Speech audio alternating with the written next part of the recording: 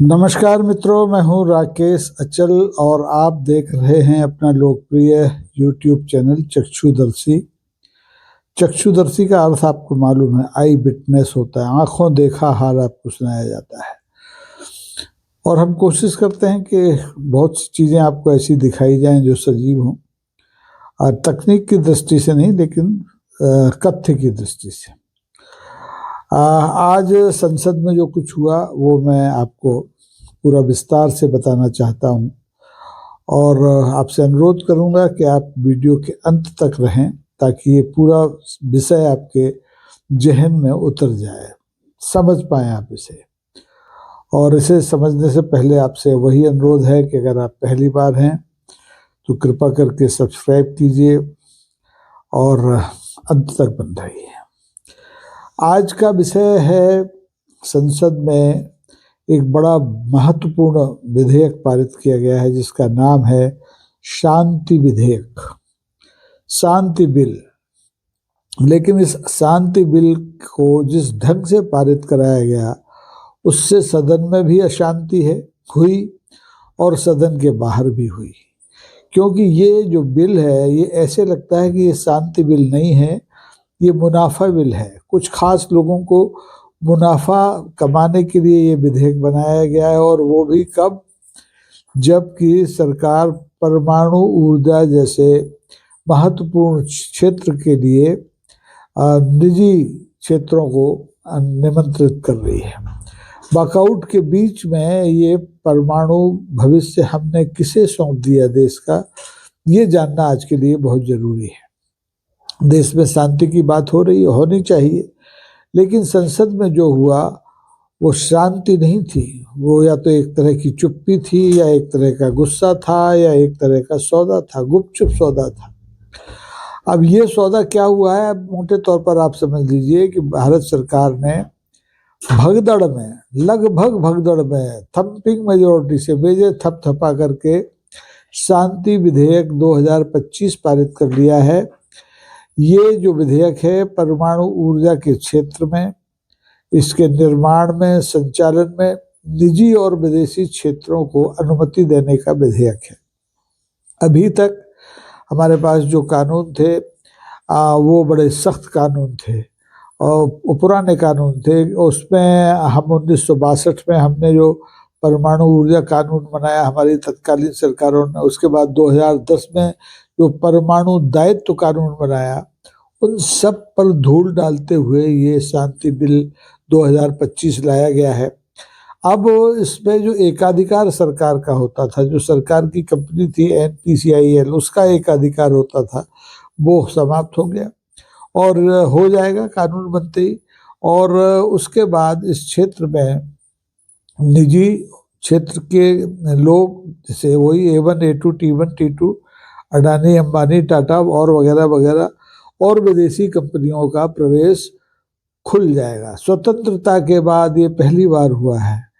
इस परमाणु ऊर्जा के क्षेत्र में, जिनको हम राष्ट्रपिता कहते हैं, होमी जहांगीर भाभा, उनके सिद्धांतों को भी इस विधेयक में कोई जगह नहीं दी गई। और ऐसा लगता है कि राष्ट्र की संप्रभुता के साथ गुपचुप समझौता कर लिया गया है, और ठीक वैसे ही कर दिया गया है। और ये विधेयक को वैसे ही पारित कराया गया जैसा अभी आपने पिछले दिनों देखा कि मनरेगा के बाद जो एक विधेयक लाई सरकार, जी राम जी विधेयक, जिसमें से महात्मा गांधी को आउट कर दिया गया था और थम्पिंग मेजोरिटी से हंगामे के बीच वो जो विधेयक पारित करा लिया गया था, वैसे ही शांति विधेयक 2025 को भी लोकसभा में पारित करा लिया गया है।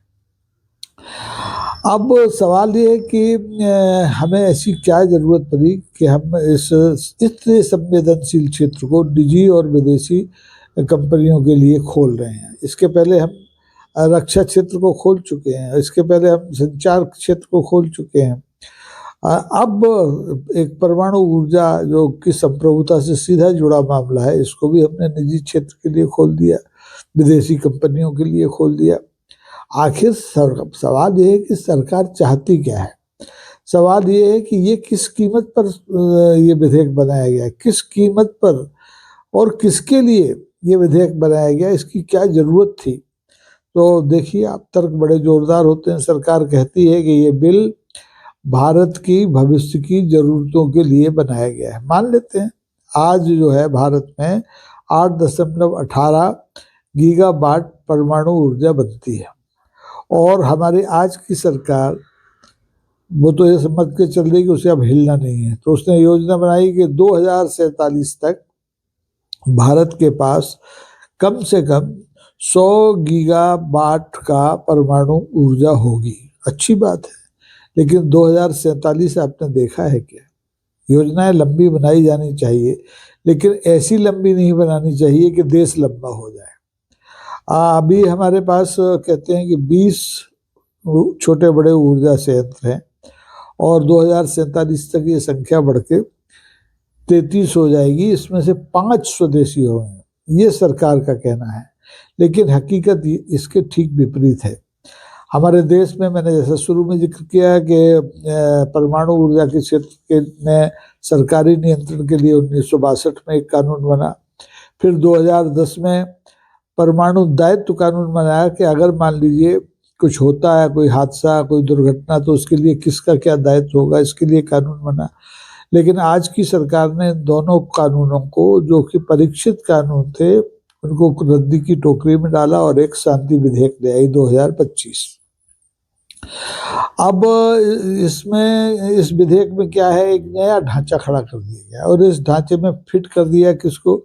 निजी क्षेत्रों को और विदेशी कंपनियों को। यही परमाणु ऊर्जा संभालेंगी, यही परमाणु के प्लांट संभालेंगे, यही उसके लिए सारी व्यवस्था करेंगे। सरकार तो बस बाहर से खड़ी खड़ी देखेगी। तो आपने अभी देख लिया, हमारे देश में हवाई अड्डे प्राइवेट क्षेत्र को दे दिए गए, हवाई सेवाएं प्राइवेट क्षेत्र को दे दी गई, तो क्या फजीयत हो रही है। और ऐसे ही अगर परमाणु ऊर्जा, जो कि सबसे संवेदनशील, सबसे महत्वपूर्ण क्षेत्र है, वो भी इन निजी क्षेत्रों को, विदेशी कंपनियों को दे दिया गया, और बाय द वे, खुदा न खास्ता कोई हादसा इन संयंत्रों में हो गया, कहीं कुछ रिसाव हो गया, तो उसकी जिम्मेदारी कौन की होगी? सरकार की होगी, या निजी कंपनियों की होगी, या किसी की नहीं होगी? हमने आपको, मैं याद दिला दूं, 1984 में भोपाल गैस त्रासदी देखी होगी। बहुत से लोग तो तब पैदा भी नहीं हुए होंगे। और इस गैस त्रासदी में हजारों लोग, 6,000 से ज़्यादा लोग मारे गए, और उससे 10 गुना ज़्यादा लोग आज तक उस त्रासदी के दुष्परिणामों को भुगत रहे हैं। अब सवाल ये है कि अगर ऐसा कुछ हो गया तो सरकार क्या करेगी? सरकार ने जो एकाधिकार था एनपीसीआई एल के हाथ में, वो तो छीन लिया। वो तो निजी कंपनियों के लिए ये अधिकार छेड़ दिया एकाधिकार का, और उसमें इनकी घुसपैठ कर दी। अब विपक्ष इस विधेयक को लेकर के भड़का हुआ है, लेकिन विपक्ष की परवाह कौन करता है? विपक्ष के एक सांसद है मनीष तिवारी, वो कुछ कुछ भाजपा के प्रति सॉफ्ट कॉर्नर रखते थे, लेकिन विपक्ष के हैं, कांग्रेस के हैं, तो उनके डीएनए में भी राष्ट्रभक्ति अलग तरह की है। उनका ये कहना है कि अगर कोई हादसा हो गया तो जिम्मेदार कौन होगा? सरकार होगी, सरकार ये जिम्मेदारी लेगी, या कि फिर $410 मिलियन फेंक के आगे बढ़ती चली जाएगी। आज मनीष तिवारी ने भी वही बात कही जो मैंने कही कि भोपाल गैस त्रासदी से क्या आपने कोई सबक नहीं लिया? क्या कुछ इसमें ऐसे शांति विधेयक में ऐसे प्रावधान किए हैं कि अगर कुछ हादसा बाय द वे, खुदा न खास्ता हो जाए, तो निजी कंपनियां उसके लिए जिम्मेदार होंगी? भाजपा के सबसे प्रिय पात्र शशि थरूर, जो पूर्व केंद्रीय मंत्री हैं और आजकल प्रधानमंत्री के गुण गाते फिरते हैं, उन्होंने भी कहा है कि ये जो विधेयक है, शांति विधेयक है, अस्पष्ट है और खतरनाक है।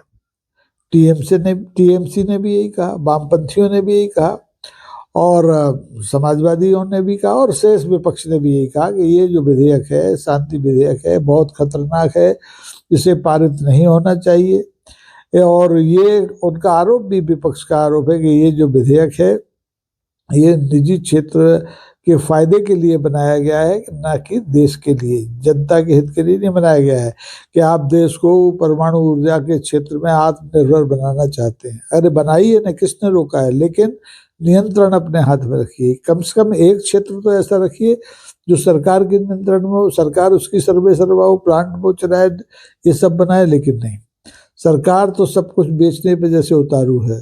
आप हवाई जहाज बनाइए, आप टैंक बनाइए, आप बम गोला बारूद बनाइए, जो कुछ बनाइए, हवाई अड्डे बनाइए, हवाई सेवाएं चलाइए, सब निजी क्षेत्र में। सरकार तो बस सिर्फ जी राम जी कहेगी, जय श्री राम जी कहेगी। तो ये बड़ा दुखद है। अब सरकार की ओर से भी सदन में अगर आपने कार्रवाई देखी हो तो केंद्रीय मंत्री जितेंद्र प्रसाद हकला रहे थे।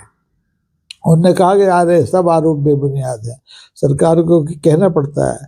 उनका कहना है कि हमने नियामक आयोग को वैधानिक दर्जा दिया है। अरे भाई, इस देश में कितने नियामक आयोग हैं जिनको वैधानिक दर्जा है, वो क्या कर लेते हैं।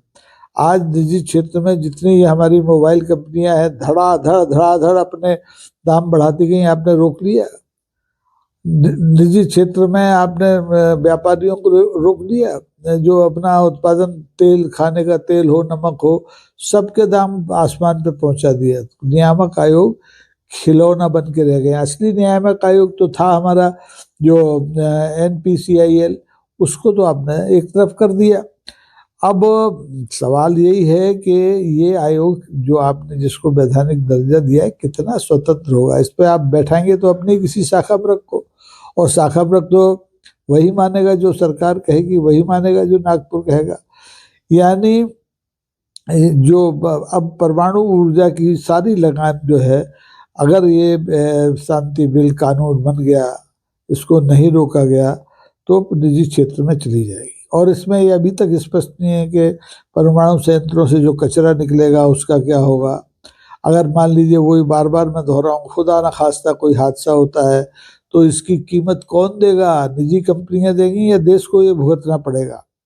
असली डर इसलिए है कि परमाणु जो ऊर्जा है वो जितनी लाभप्रद है उतनी ही खतरनाक भी है। ये कोई सौर ऊर्जा नहीं है, ये कोई पवन चक्की से बनने वाली ऊर्जा नहीं है, ये यूरेनियम से बनती है, और यूरेनियम जैसे और घातक रसायनों से बनती है, जो कि मनुष्य के शरीर को देखते देखते पानी कर देते हैं।